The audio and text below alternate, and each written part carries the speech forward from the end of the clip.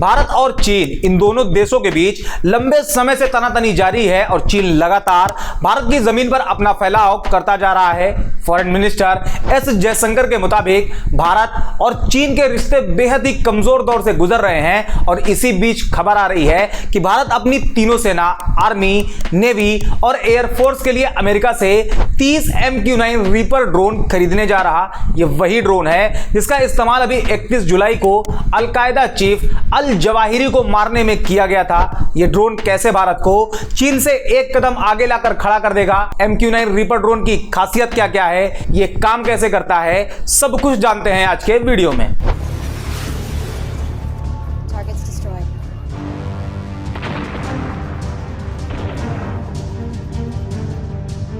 MQ-9 reaper यानी America का वो घातक ड्रोन जो जब जब मिशन पर निकला तो अपने टारगेट को राख करके ही वापस लौटा।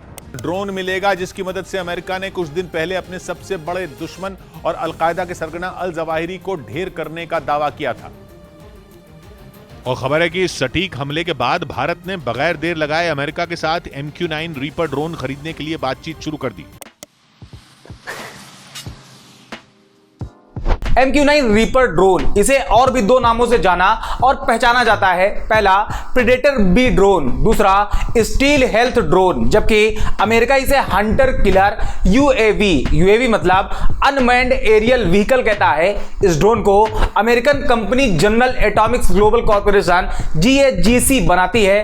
ड्रोन कोई बहुत बड़ा फाइटर जेट या कोई बॉम्बर नहीं है, बल्कि एक डिवाइस है जो एक फाइटर जेट की तरह काम करता है, जिसे मीलों दूर बैठे लोग रिमोटली अपने उंगलियों के इशारे से सैटेलाइट की मदद से ऑपरेट करते हैं। ड्रोन का इस्तेमाल किसी एरिया पर नजर रखने, किसी पर्टिकुलर सस्पेक्ट को ट्रैक करने, साथ ही टारगेटिंग, किलिंग के लिए इस्तेमाल किया जाता है। इसके अलावा ड्रोन का इस्तेमाल रेस्क्यू ऑपरेशन में भी किया जाता है। बात करें MQ-9 रीपर ड्रोन की, जिसे भारत अमेरिका से खरीद रहा, तो MQ-9 रीपर ड्रोन को दुनिया का सबसे खुफिया और ताकतवर मशीनी जासूस कह सकते हैं। इसकी सबसे बड़ी खासियत यही है कि इसे उड़ाने के लिए इंसान की जरूरत नहीं।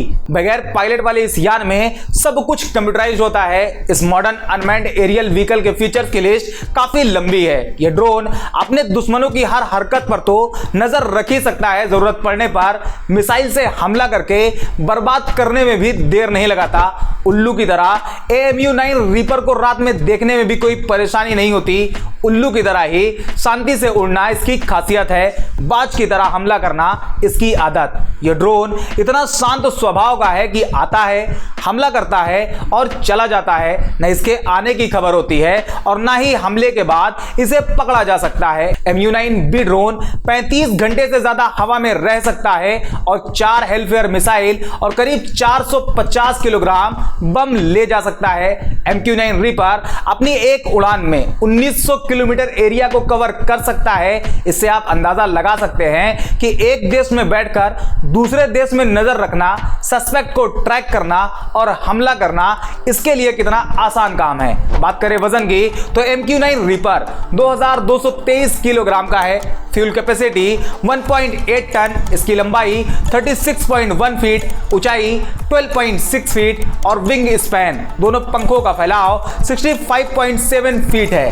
कहने को तो ये एक ड्रोन है, लेकिन किसी फाइटर जेट से किसी भी मायने में कम नहीं है। MQ-9 रीपर ड्रोन 482 किलोमीटर प्रति घंटे की स्पीड से उड़ान भर सकता है। आमतौर पर इसको 25,000 फीट की ऊंचाई पर उड़ाया जाता है, लेकिन जरूरत पड़ने पर यह 50,000 फीट पर भी उड़कर बड़े आराम से हमले कर सकता है। एक और चीज जो इस ड्रोन को नेक्स्ट लेवल पर ले जाती है और वो है इसका रडार सिस्टम। रडार की मदद से जमीन पर अटैक करना, ट्रैक करना तो बड़ी आम बात है, लेकिन इस ड्रोन में लगे रडार की मदद से समुद्र के नीचे छिपी पनडुब्बियों को भी ट्रैक किया जा सकता है। MQ-9 रीपर ड्रोन की खासियत मॉडर्न वेपन टेक्नोलॉजी में भारत के लिए एक नया ब्रह्मास्त्र साबित हो सकता है। और ऐसा भी नहीं है कि भारत के पास पहले से कोई ड्रोन मौजूद नहीं है, बल्कि MQ-9 रीपर का ही एक वेरिएंट है, MQ-9B सी गार्डियन। इसे खास तौर पर नेवी की जरूरतों के मुताबिक बनाया गया है।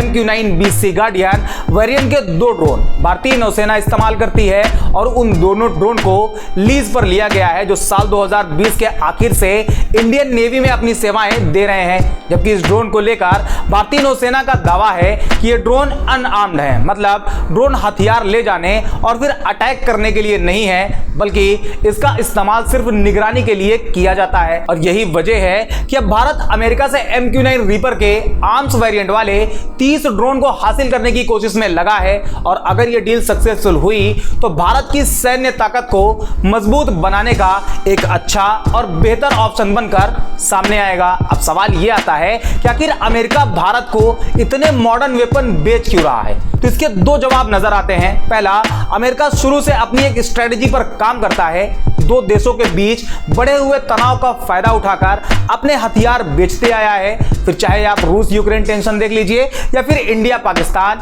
या इंडिया चाइना। इसके अलावा दूसरा पॉइंट जो सिर्फ भारत के मदद से अमेरिका के लिए पॉसिबल है, अमेरिका आज के टाइम पर दुनिया में सुपर पावर बना बैठा हुआ है। दुनिया के छोटे छोटे देश, फिर वो चाहे एरिया के हिसाब से छोटे हों या इकोनॉमी के हिसाब से, सबके सब अमेरिका को अपना सबसे अच्छा दोस्त साबित करने में लगे रहते हैं। और अमेरिका राजा की तरह बाकी देशों के साथ पेश आता है और अमेरिका नहीं चाहता कि उसके इस राजा वाली इमेज को कोई नुकसान पहुंचाए। ऐसे में अमेरिका की इस राजा वाली इमेज को सबसे ज्यादा खतरा रूस और चीन से है। और इस टाइम रशिया चाइना की दोस्ती अमेरिका के लिए सबसे बड़ा खतरा है और अमेरिका अपनी इस इमेज को मेंटेन रखने के लिए सब कुछ करने को तैयार है। और यही वजह है कि रशिया को नुकसान पहुंचाने के लिए अमेरिका ने यूक्रेन को पहले पंप किया।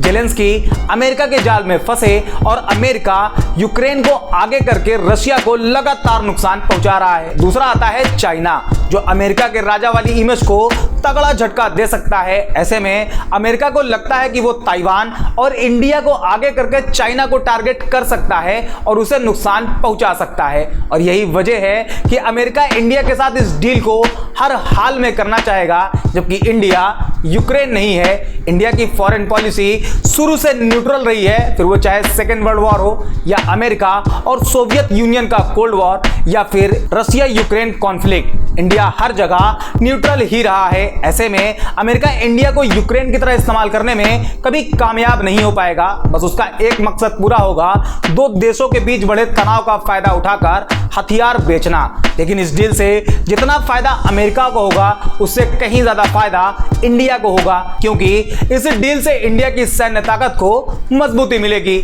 आज के वीडियो में इतना ही। उम्मीद करते हैं वीडियो आपको पसंद आई होगी। इसी तरह की और भी वीडियोस के लिए चैनल को सब्सक्राइब कर लीजिए। मिलते हैं अगले वीडियो में।